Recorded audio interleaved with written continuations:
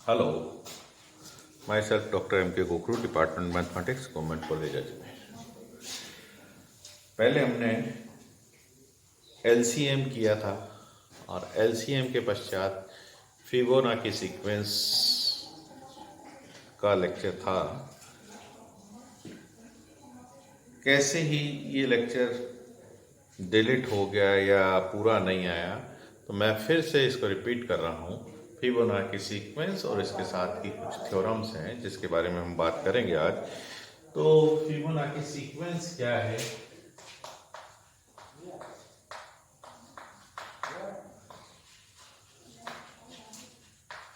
Sequence basically ये rabbit problem से related थी। रैबिट का एक पेयर एक साल के एक माह के अंत में एक नए पेयर को जन्म देता है। अगले महीने फिर नेक्स्ट मंथ में उनको एक दीवार के कॉरिडोर में रखा जाता है और फिर उसके बाद में नेक्स्ट मंथ में एक और हर पेयर एक जो ओल्ड पेयर है वो एक और बच्चे को एक और पेयर को जन्म देता है। इस तरह से करके नंबर ऑफ रैबिट्स की संख्या कितनी होगी साल के अंत में, ये स्टडी करने के लिए ये किया था। और उसके बाद ये अज्यूम किया था कि कोई भी रैबिट मरता नहीं है इस ड्यूरेशन में। तो ये पाया गया कि पहला एक रैबिट एक पेयर, फिर मंथ के अंत में एक नया रैबिट का पेयर डेवलप हो जाता है इन दोनों से, इस पेयर से। और ये सीक्वेंस चल के नेक्स्ट मंथ में फिर ये जो ओल्ड पेयर है वो एक महीने बाद, ये यंग पेयर एक महीने बाद अपनी जनरेशन चालू करेगा, तो इसका एक हो जाएगा, एक और हो जाएगा पेयर। इस तरह से 1 1 2 नेक्स्ट मंथ में 2, नेक्स्ट मंथ के एंड में 2, फिर 1 2 3। इस तरह से फर्स्ट टर्म, ये फर्स्ट टर्म हो गई, एक पेयर हो गया। फिर सेकंड टर्म, ये भी एक पेयर हो गया। और फिर उसके बाद में नेक्स्ट मंथ के एंड में 2। तो सेकंड मंथ के एंड में ये स्थिति आ जाती है कि 2 और 3 हो जाएगा पेयर्स के रैबिट्स की संख्या। तो ये एक सीक्वेंस बन जाती है। सीक्वेंस की ब्यूटी ये है कि पहली टर्म ये है 1 1, दूसरी टर्म ये है, उसके बाद third term, fourth term, and फिर नेक्स्ट जो टर्म आएगी इन दोनों को, इससे पहले वाली टर्म और इन दोनों का सम करते जाएंगे तो 5 आएगी। फिर इसके बाद में 5 और 3 और 5 का 8 हो जाएगा सम, और इस तरह की टर्म्स आती चली जाएगी। ये बेसिकली फिबोनाची सीक्वेंस है। इस फिबोनाची सीक्वेंस में nth टर्म को an इज इक्वल टू इससे पहले वाली टर्म और उससे पहले वाली टर्म, दो टर्म का सम, यानी 8 is the sum of this one and this one is an-1 plus an-2। इस तरह से when n is greater than 2, n is equal to greater than 2 है, तब हम नेक्स्ट टर्म यानी a3 a4 इससे निकाल सकते हैं। फर्स्ट टू टर्म्स ये इस तरह से है। इनका सम निकालें तो फर्स्ट टू टर्म का सम 2 होगा, फिर इन दो टर्म का सम 3 होगा, इन दो टर्म का सम 5 होगा। इस तरह से ये टर्म्स निकलती चले जाएगी। तो ये इसको फिबोनाची सीक्वेंस का है। इसके बाद एक लुकास नंबर भी, और एक इसी तरह से एक सीक्वेंस और है लुकास सीक्वेंस। इसमें L1 is equal to 1, L2 is equal to 3, 1 3, और बाकी का Ln is equal to Ln-1 plus Ln-2। इससे इस सीक्वेंस को अगर डेवलप करें तो 1 प्लस 3 इज नेक्स्ट टर्म हो जाएगा L3 is equal to 4, and 4 plus 3 7 और 4 11। ये इस तरह की सीक्वेंस और बन जाएगी। इसको लुकास सीक्वेंस कहते हैं। इस लुकास सीक्वेंस की LP nth ln is equal to can be written as 1 plus root 5 4 raised to the power n upon 1 plus root 5 upon 2 raised to the power n आ जाएगा, plus 1 minus root 5 upon 2 raised to the power n। nth term इस तरह से लिखी जा सकती है Lucas term में। और इनको alpha raise to the power N minus beta raise to the power N upon alpha minus beta और लुकास इसको फिबोनाची सीक्वेंस और इन सीक्वेंस को यूं भी लिख सकते हैं। ये टर्म्स जो कहलाती है, देखिए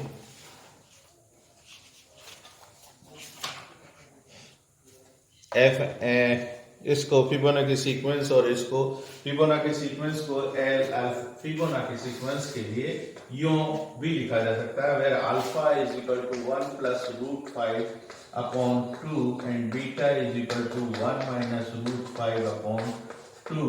इस तरह से भी ये सीक्वेंस फिबोनाची सीक्वेंस की टर्म्स लिखी जा सकती है। इसको हम रिकरेसिव सीक्वेंस भी कहते हैं। रिकरेसिव सीक्वेंस के आधार पे भी हम लिख सकते हैं। इसी तरह से लोकॉस के लिए ln is equal to alpha raise to power n, ये alpha raise to power n plus beta raise to power n से ln लिखी जा सकती है। nth टर्म को यूं भी लिख सकते हैं, locus sequence ln is equal to. तो ये दो अलग अलग तरह की सीक्वेंसेस हैं। अब इन सीक्वेंसेस का एडवांटेज क्या मिलेगा, किस तरह से होगा, तो वो हम एक थ्योरम पहले फिबोनाची सीक्वेंस के आधार पर है, एक थ्योरम उसको समझेंगे और उसके बाद इस फिबोनाची सीक्वेंस का एडवांटेज कहाँ मिल रहा है, किस तरह से मिल रहा है, इसको देखेंगे अपन। तो देखिए पहले इस फिबोनाची सीक्वेंस के आधार पर एक थ्योरम है। थ्योरम क्या है? थ्योरम का स्टेटमेंट है, if an is the nth form of the Fibonacci sequence, an Fibonacci sequence की nth फॉर्म an है, and alpha is equal to 1 plus root 5 upon 2, alpha ये है, then an is greater than alpha raised to power n minus 1 for all n greater than 1, n एक से बड़ा हो, एक से बड़ा का मतलब n is equal to 2 और ऑनवर्ड्स हो, तो ये टर्म्स, ये एक रिजल्ट है, इनइक्वालिटी है, ये इनइक्वालिटी हमेशा फॉलो करेगी। अल्फा हमेशा मालूम है हमें, alpha raise to power n minus 1 है, तो वो an इससे बड़ा होगा। इससे बड़ा किस तरह से होगा, इसको समझने के लिए देखिए अल्फा स्क्वायर की बात करें, alpha square is equal to 1 plus root 5 into 1 plus root 5 upon 2 into 2 alpha square होगा। तो इसको मैं लिख सकता हूँ 1 plus 1 plus 2 root 5 plus 5 upon 4, और इसको लिखा जा सकता है, this I can write 5 and 6 को मैं लिख सकता हूं 6 प्लस 2 रूट 5 हो गया अपॉन 4। तो यहां से 2 एलसीएम ले लूं, या एक सेकेंड, 6 को मैं लिख सकता हूं 4 प्लस 2, और ये लिखा जा सकता है 4 का जब डिवाइड करेंगे 1 प्लस 2 कॉमन 1 प्लस रूट 5, इसको लिखा जा सकता है अपॉन 4। इन दोनों में से 2 कॉमन ले लिया और 1 प्लस रूट 5 अपॉन 4 हो गया, ये इससे कट गया तो 2 आ गया। तो दिस इज 1 प्लस अल्फा, या alpha plus 1। So alpha square is, now I can say alpha square is equal to alpha plus 1। Alpha square को मैंने मार्क कर लिया कि alpha square is nothing but alpha plus 1। और जब इसी तरह से अगर मैं आगे बढ़ूं, alpha raise to power k को मैं क्या लिख सकता हूं, ये मैंने कैलकुलेशन बताई है, छोटी सी कैलकुलेशन है, हम कभी भी कर सकते हैं।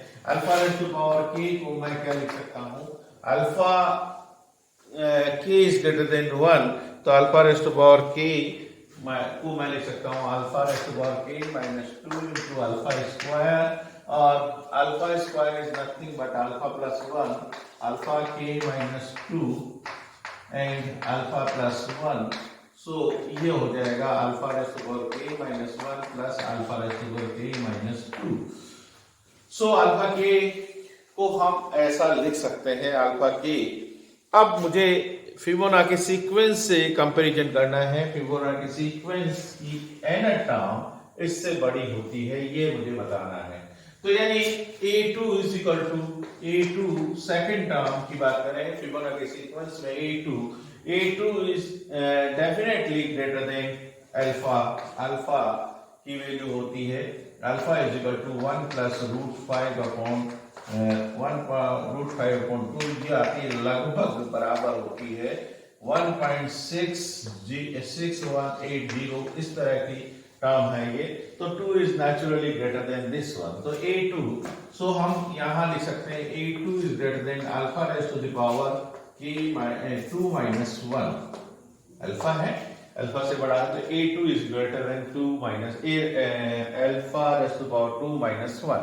इसी तरह से a3 की बात करें, a3 हम फिबोनाची सीक्वेंस की बात करें तो a3 का क्या होगा, a3 is equal to a2 plus a1 होता है दो पहले की टर्म का सम। तो a2 और वी नो a2 किससे बड़ा है, a2 is greater than alpha and a1 is greater than 1, so alpha plus 1 and we know this alpha plus 1 is nothing but alpha square, यहाँ पे ये alpha square, so a3 is greater than alpha square हम कह सकते हैं, और this implies a3 is greater than alpha raised to power 3 minus 1। यानी ये जो रिजल्ट है ये 2 के लिए होल्ड कर रहा है, 3 के लिए होल्ड कर रहा है। तो इन जनरल मैं इसको n के लिए मान लूं कि माना कि ये रिजल्ट होल्ड कर रहा है alpha raise to a raise to power n minus n के लिए कह दें या k के लिए कह दें, जनरलाइज कर देंगे, k is greater than alpha raise to power k minus 1, इसके लिए होल्ड करता है। अब मुझे ये शो करना है कि a raise to power a raise to power k plus 1 क्या होता है, उसके लिए k plus 1, a raise to power k plus 1 को मैं लिख सकता हूं a raise to power k plus a raise to power k minus 1। Fibonacci sequence की टर्म कोई भी टर्म मैं लिख सकता हूं इस तरह से, और we know a raise to power k, यहां से a raise to power k is greater than alpha raise to power this term is greater than alpha raise to power k minus 1, और ये जो टर्म है ये term alpha raise to power k minus 2 से बड़ी होगी, और alpha raise to power k minus 1 और alpha raise to power k minus 2 इन दोनों का सम करें तो क्या आएगा, यहां से this term is greater than alpha raise to power k minus 2, तो मैं एलसीएम कॉमन ले लेता हूं इन दोनों से, और यहां बच जाएगा अल्फा प्लस 1 और this is greater than alpha raise to power k minus 2 and alpha plus 1 is nothing but alpha square, so this is greater than alpha raised to power k। यही मुझे शो करना था कि a raised to power k plus 1, a raised to power k, if a raised to power k is greater than alpha raised to power k minus 1, तो मैंने prove कर दिया कि a raised to power k plus 1 is greater than alpha raised to power k, एक कम है यहाँ, तो यहाँ भी a k plus 1 की जगह यहाँ k है। इट मीन्स ये मैथमेटिकल इंडक्शन से हम कह सकते हैं कि ये थ्योरम ठीक है, a raise to power n is greater than a raise to power n minus 1। ये एक छोटी सी थ्योरम थी, पर इनइक्वालिटी हमें ये बताना था कि अल्फा की टर्म में अगर अल्फा से कंपैरिजन करेंगे फिबोनाची सीक्वेंस को अल्फा की टर्म से कंपेयर करें तो हमारे पास ये एक रिजल्ट आएगा। इस रिजल्ट का उपयोग भी हम करेंगे नेक्स्ट थ्योरम में। तो नेक्स्ट थ्योरम है लामेज थ्योरम। आगे की दो थ्योरम लामेज थ्योरम लामेज LAMES लामेज थ्योरम। देखिए एक और थ्योरम है, इसके बाद दो थ्योरम मैं यहां कर रहा हूं, इन दो थ्योरम को डिफरेंस समझना पड़ेगा। नेक्स्ट थ्योरम है जो भी इसी से रिलेटेड है। हमने जो एल्गोरिथम्स पढ़े थे डिविजिबिलिटी थ्योरी में, एल्गोरिथम्स की बात की थी। एक था यूक्लिडियन एल्गोरिथम,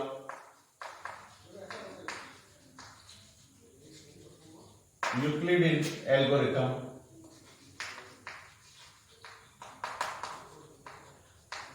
एक था मिनिमल एल्गोरिथम। मिनिमल एल्गोरिथम हम जानते हैं मिनिमल यूक्लिडियन एल्गोरिथम में क्या था कि a और b दो नंबर है, a and b are two positive number. Euclidean algorithm क्या है पहले मैं उसको बता दूं, फिर लामीज थ्योरम की बात करूंगा। यूक्लिडियन एल्गोरिथम क्या है उसको बता दूं, फिर उसके बाद उस थ्योरम की बात करूंगा। तो यूक्लिडियन एल्गोरिथम की बात कर रहा हूं, a और b दो पॉजिटिव नंबर है, b is less than a। तो डिवीजन एल्गोरिथम ये क्या कहता है, a is equal to bq plus r, where r is 0 is less than or equal to r is less than b, r is less than b। जो reminder है वो b से छोटा है। इसको यों भी समझें, देखिए ये b है रियल लाइन पे, अगर ये b है और ये a है, डिवाइड करें तो जो r बचता है वो r यहां से यहां के बीच में कहीं होगा यूक्लिडियन एल्गोरिथम। और मिनिमल एल्गोरिथम में यही चीज a और b वही पॉजिटिव नंबर है, b is less than a है, तो उस केस में a इज इक्वल टू हम लिख सकते हैं b q plus e r, where r is the remainder such that less than or equal to b by 2। r जो रिमाइंडर है e is equal to plus minus 1, ये हम जानते हैं मिनिमल एल्गोरिथम में होता है। b जिसका डिवाइड करें, a जिसमें डिवाइड करना है, e की वैल्यू प्लस माइनस 1 है, r रिमाइंडर जो है वो b बाई 2 से छोटा है। सपोज करिए b बाई 2 यहां कहीं है, इस लाइन पे b बाई 2 यहां कहीं है, तो r की वैल्यू ये जो रिमाइंडर है इसकी वैल्यू यहां तक हो सकती है, इससे छोटी छोटी होगी। इस इधर 0 या 0 सपोज करिए यहां कहीं 0 है, ये 0 है, तो r की वैल्यू b नेगेटिव पॉजिटिव जैसा भी हम पॉजिटिव मान के चलते हैं उसमें, तो r की वैल्यू यहां से लेके और इसके बीच में 0 नहीं होगी रिमाइंडर। अगर ये रिमाइंडर कुछ है तो ये 0 नहीं होगा, और इसी तरह से ये रिमाइंडर 0 भी हो सकता है, यहां भी दोनों चीजें ले सकते हैं हम कि ये 0 और r की वैल्यू रिमाइंडर अगर 0 हो गया तो b क्यू पूरा भाग लग गया, यहां भी रिमाइंडर अगर 0 हो गया तो पूरा भाग लग गया। तो यानी r की वैल्यू, ये स्मॉल r की वैल्यू यहां से कहीं इसके बीच में होगी। कैपिटल R की वैल्यू b बाई 2 से छोटी होगी, यानी नेचुरली ये छोटा होगा और ये बड़ा। ये दोनों एल्गोरिथम हमने समझे थे, उस समय भी एक बार थोड़ा डिस्कस किया था, फिर आज एक बार और डिस्कस कर लिया। अब मैं दोनों थ्योरम के स्टेटमेंट बोलता हूं। लामीज थ्योरम क्या कहती है? लामीज थ्योरम कहती है कि a और b दो पॉजिटिव नंबर है with a is greater then b, a is greater then b, यही चाहे b is less than a लिखें चाहे a is greater then b लिखें, वही है and n is the number of divisions in the Euclidean algorithm। अब Euclidean algorithm में number of divisions हम कैसे करते हैं भाई देखिए, फिर रिपीट करते हैं b is equal to rq1 plus r1, next ये आएगा, फिर नेक्स्ट b ये r is equal to r1 q2 plus r2, इस तरह से ये r1 is equal to r2 q3 plus r3, इस तरह से ये n टर्म तक चलेगा। तो rn माइनस 1 क्या होगा, rn minus 1 is equal to, देखिए rn minus 1 is equal to rn minus 2, n minus 2 एक कम एक ज्यादा है, n माइनस टू लिखूँ मैं, n माइनस टू, तो Rn माइनस वन और Qn minus n, Qn plus Rn। अब ये अगर Rn 0 है तो इसका मतलब इस स्टेज पे आके पूरा पूरा डिवाइड हो जाता है। मैं इससे पहले वाला Rn माइनस थ्री इस तरह की टर्म लिखूं तो ये डिवीजन होते चले जाएंगे। ये हमने इस एल्गोरिथम में देखा था। तो अब इसका उपयोग मैं करूंगा। यहां ये है कि a और b दोनों पॉजिटिव नंबर है, a is greater then b है, n is the number of divisions, कितनी बार यूक्लिडियन एल्गोरिथम में कितनी बार डिवाइड कर रहे हैं। तो नंबर ऑफ डिविजन्स की संख्या, अगर n डिविजन्स हो रही है, n डिविजन्स, पहला डिवीजन, दूसरा डिवीजन, फर्स्ट डिवीजन में तो ये आ गया, एल्गोरिथम के हिसाब से फर्स्ट डिवीजन में ये आ गया, तो यहाँ Q1 कर दूं, यहाँ R1 कर दूं, या जैसा भी हम चाहें ले सकते हैं, वो तो नंबर बदल जाएगा। तो n डिविजन्स अगर कुल होते हैं, n डिविजन्स होते हैं, तो वो n number of divisions n must be less than और equal to 5p, less than और इक्वल टू 5p होगा। p क्या है? p है number of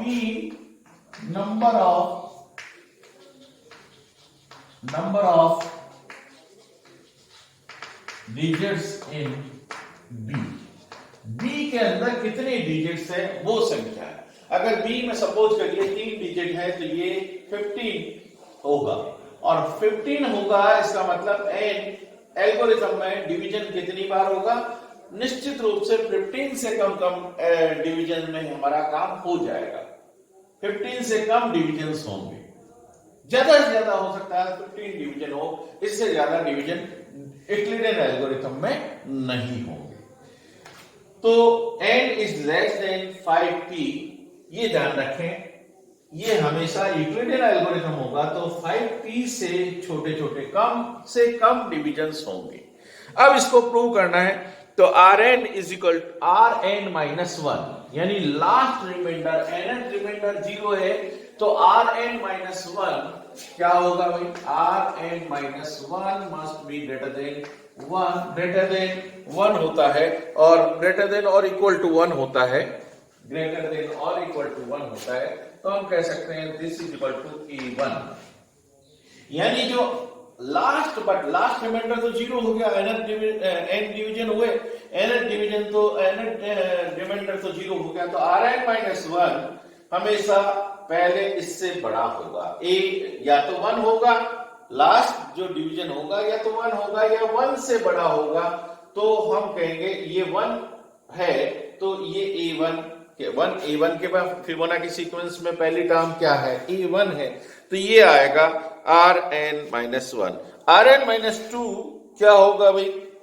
Rn minus to, अभी जैसे मैंने बताया Rn minus two is greater than, और Rn माइनस टू को मैं ऐसा लिख सकता हूं, देखिए एक बार को मैं लिखता हूं, Rn minus two is equal to Rn minus one और Qn प्लस Rn।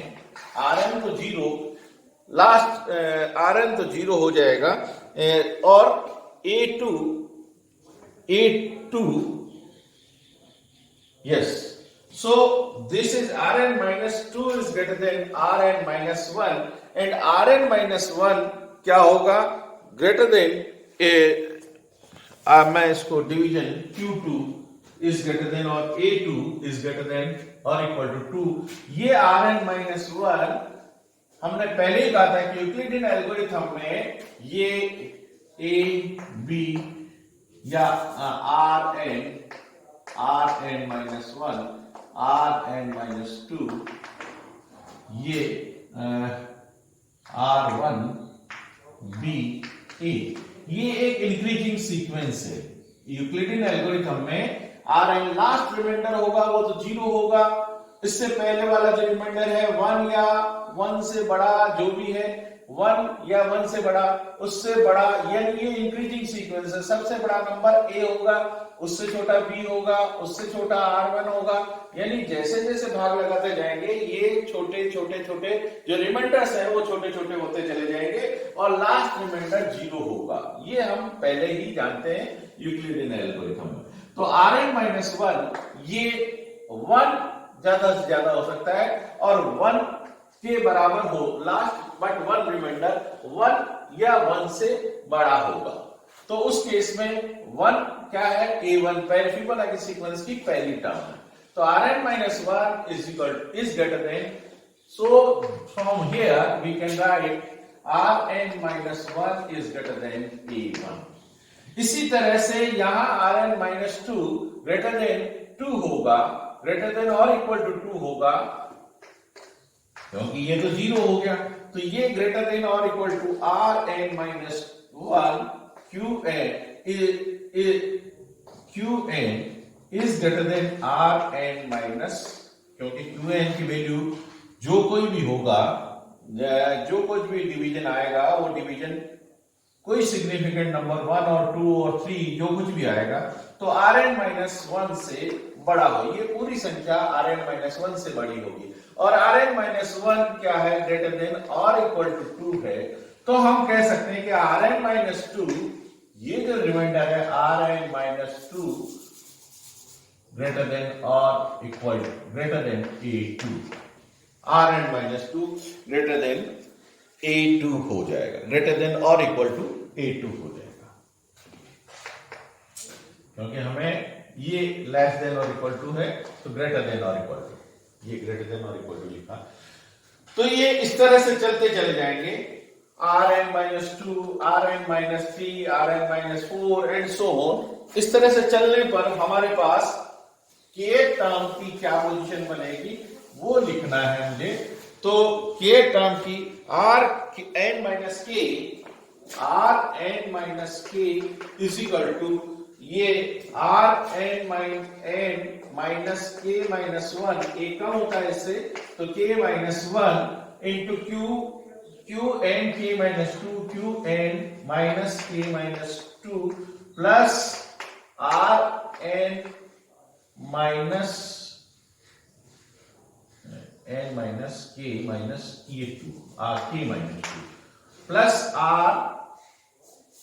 होगा Rn-k-1 and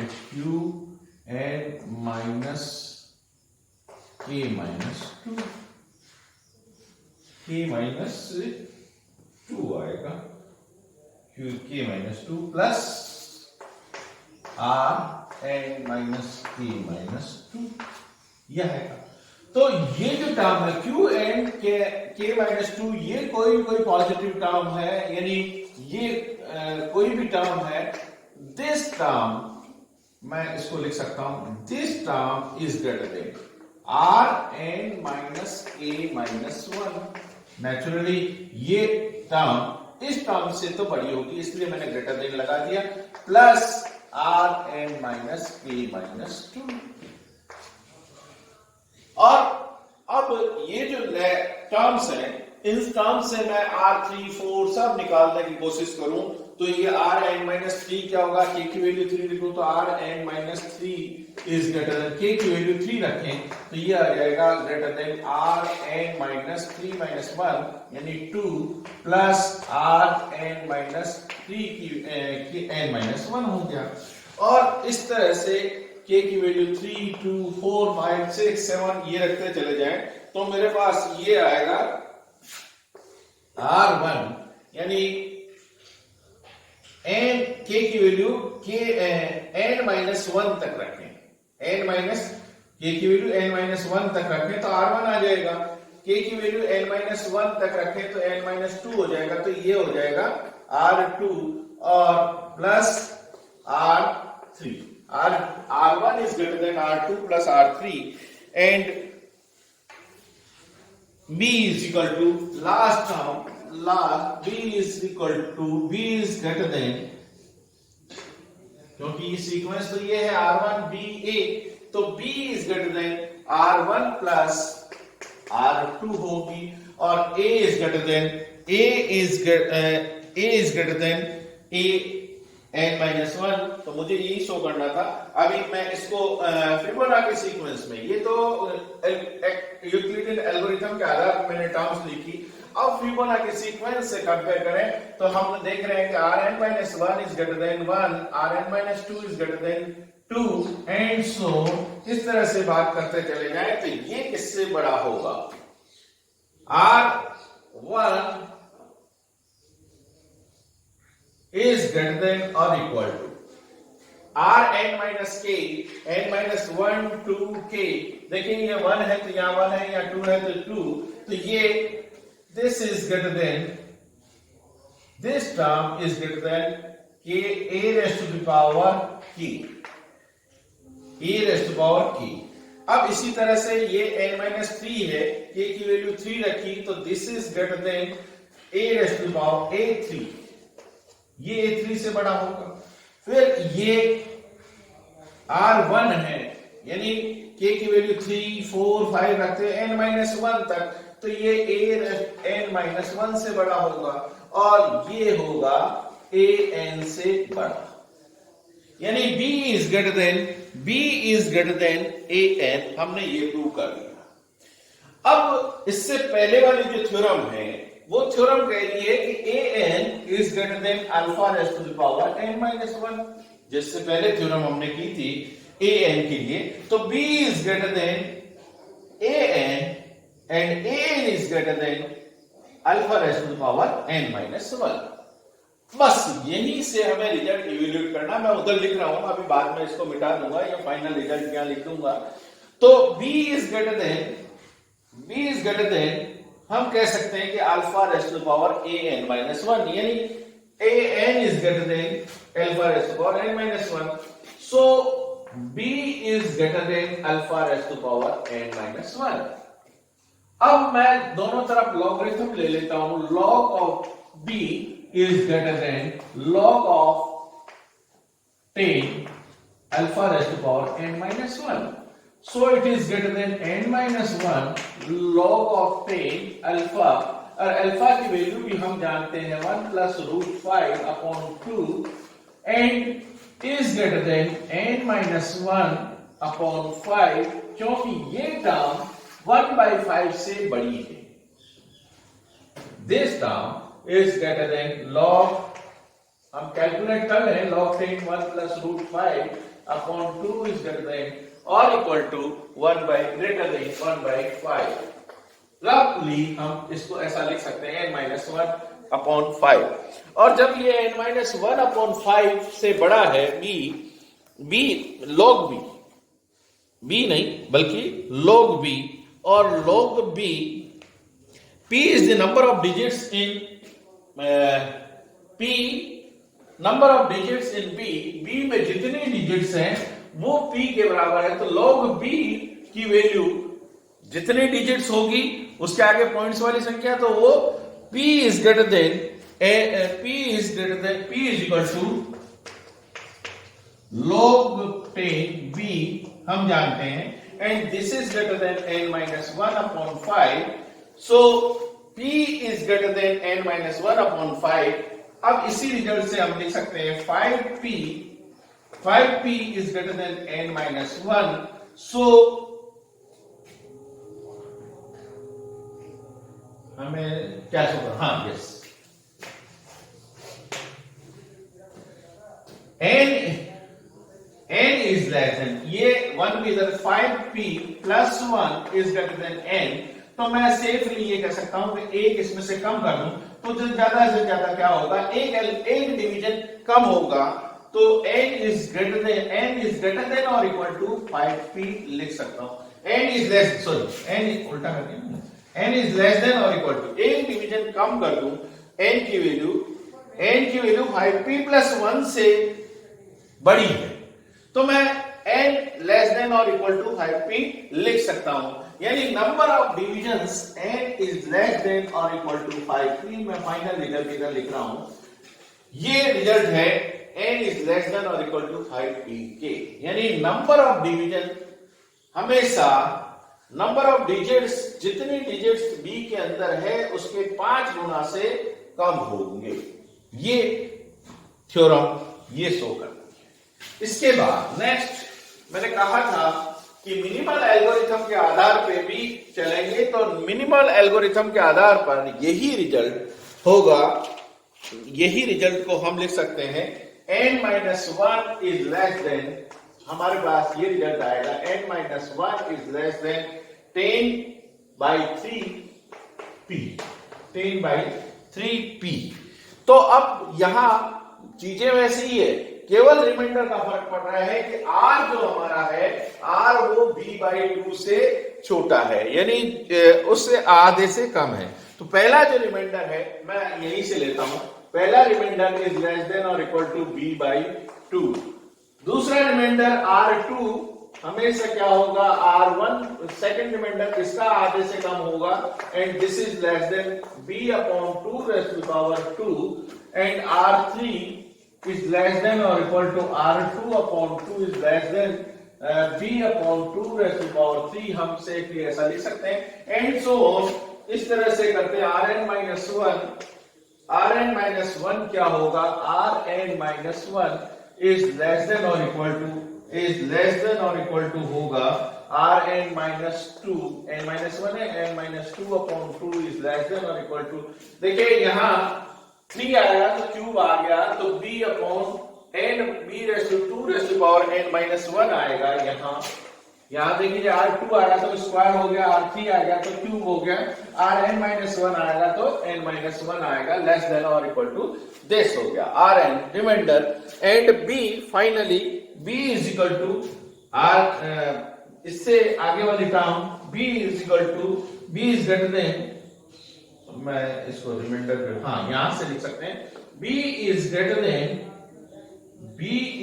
देन rn-1, ये आना चाहिए, rn-1 ये 1 से तो बड़ा है, जो लास्ट वाली टर्म है rn-1, इससे आगे वाली टर्म तो 0 हो जाएगा, nth टर्म तो 0, rn इज इक्वल टू 0, तो rn-1 निश्चित रूप से 1 से या 1 से बड़ा होगा। तो यहां हम b सेफली लिख सकते हैं, b is equal to 2n-1 and rn-1 ऐसा लिख सकते हैं, यानी 2n-1 से this is greater then 2n-1।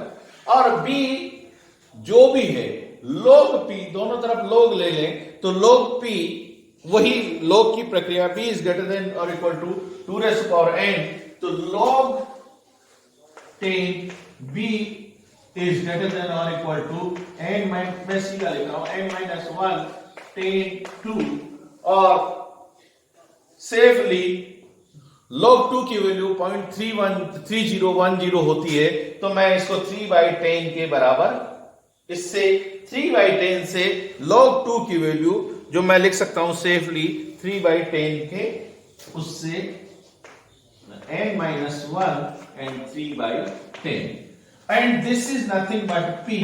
तो p के लिए मैं क्या लिख सकता हूं, 10p/3 इज ग्रेटर देन और इक्वल टू n-1, और मुझे शो करना था कि n-1 is less than 10/3p, 10/3p, क्योंकि ये हमने अप्रोक्सीमेटली यहां ग्रेटर देन रह जाएगा, क्योंकि 0.3010 और होता है, इसलिए ये ग्रेटर देन रह जाएगा, तो p is greater than this one. तो कुल मिला के डिवीजन, इससे जो डिवीजन मिनिमम एल्गोरिथम में डिवीजन n-1, यानी जितने डिवीजन होंगे उससे एक कम हमेशा छोटा होगा 10p/3 से। ये दो अलग अलग थ्योरम है, हम जिस भी एल्गोरिथम के आधार पर करें नंबर ऑफ डिवीजन हम पहले से देख सकते हैं कि ये नंबर ऑफ डिवीजन होंगे। ये 3 थ्योरम हमने उस समय की थी, वो जो लेक्चर डिलीट हो गया या शॉर्ट हो गया, एनी हाउ मैंने आज वापस से इसको किया है। इसके बाद क्रॉनिकल्स थ्योरम मैं ऑलरेडी दूसरे लेक्चर में कर चुका हूं। धन्यवाद।